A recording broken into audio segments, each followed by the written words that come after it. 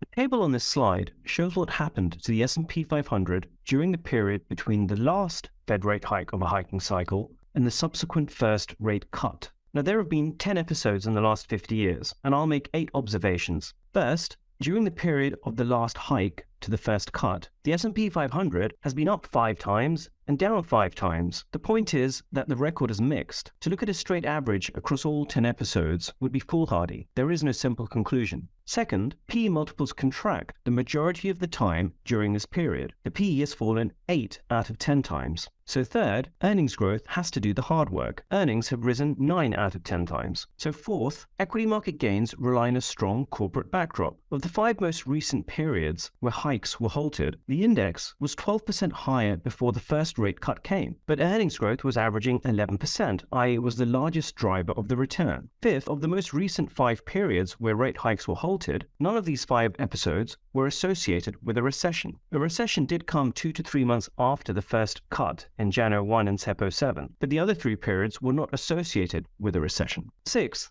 the worst periods for S&P 500 returns are associated with the highest misery. We use the sum of the unemployment rate and inflation as a barometer of economic health, the so-called misery index. The higher this is, the higher the misery. There's a clear distinction to be made here. The S&P 500 has fallen with PEs contracting the most when the misery index is high. So you can see that in the top 5 episodes here. Seventh, the prospect of the Fed easing in a recession will not prevent an equity sell-off. When the Fed starts to ease, only one thing matters, whether or not there is a recession. 4 of those 5 periods with the highest misery were in a recession already by the time the first cut came, or soon after. Finally, when misery is high, the Fed is quicker to cut. The plateau period between the last Fed rate hike and the first Fed rate cut is 1.6 months for the top 5 misery episodes and 7.6 months for the bottom 5. So today, the misery index stands at 8.5%, 5% CPI and 3.5% unemployment rate. The unemployment rate is the lowest in almost half a century. Bottom line, if the labor market starts to weaken and CPI is stickier than expected, earnings growth will unlikely be strong enough to offset the likely PE multiple contraction.